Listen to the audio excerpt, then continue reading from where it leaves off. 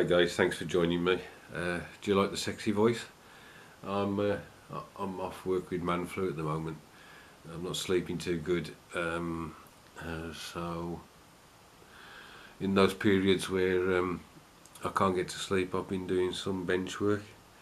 Um, I did suggest to the wife that she might want to get the priest just to, just in case, but she just rolled her eyes and walked into the kitchen and got in with some housework.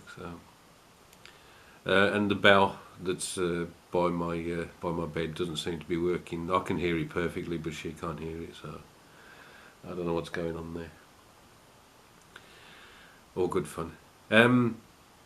So I thought I would give an update on the Panzer II that I'm doing as a buddy build with John Parker.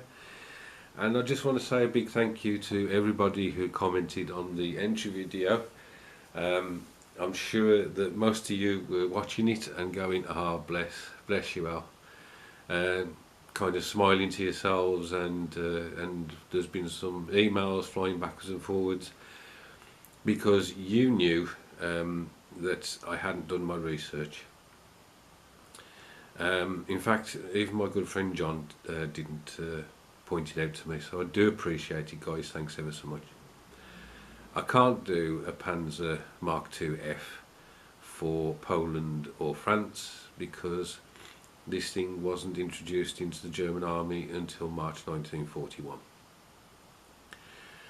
So, in order to do this as a Panzer Grey vehicle, I will have to do this as a Barbarossa tank, Operation Barbarossa.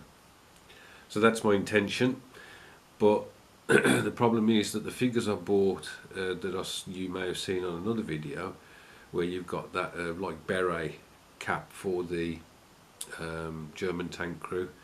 I think that had been phased out by 1941, and you either had basically you had like the Thunderbird type hat. Is it a field mutz? I can't quite remember what it was called. So they tended to wear those in these types of tanks. So I've got to try and hunt down a figure with that hat on.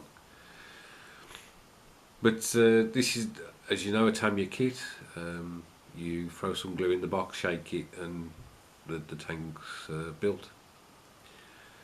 There was just one issue with this kit, and I will show you what it is now. Now, I say that there's one issue with this kit. There are there's quite a few modellers out there who have derided this kit because it's not very accurate for a Panzer Mark II F4G, but at the end of the day, I'm not particularly bothered about that. But there is a problem with the instruction, and I'll just show you what I've come up with, and no doubt everybody who's built this kit has come across the same thing and just sorted it. So let's get this in focus. Okay. So it's about the the wheels for the tank. It says here rear wheel. Drive sprocket, rear wheel, road wheel. Okay. This is not a rear wheel. This is a road wheel.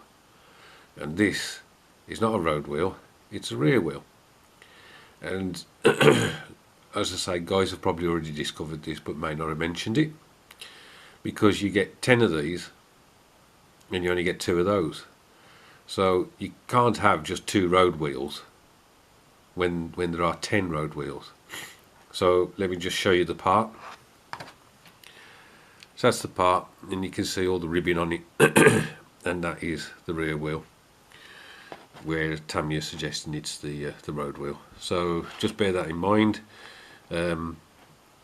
if you're building this, that you excuse me, you just need to remember that that's actually the road wheel. And that was all it was, really. I mean, they get it right further down here. They call it out as a rear wheel. And that is a road wheel. So that's the only issue that I come across with this kit. no fit issues. As you saw there, the road wheels and drive sprocket and idler wheel all have the poly caps, so you can pull them off. That's why the one's missing off the back now, because I just showed you the difference on the instructions. So they can all be pulled off, and you can paint up your tank and then paint up the road wheels and put them back on, and do your weathering before putting them back on if you want. It'll be interesting to see how the tracks work on this one. They're the rubber band tracks again, which I think you may have seen. I'm going to do similar things that I did with the excuse me.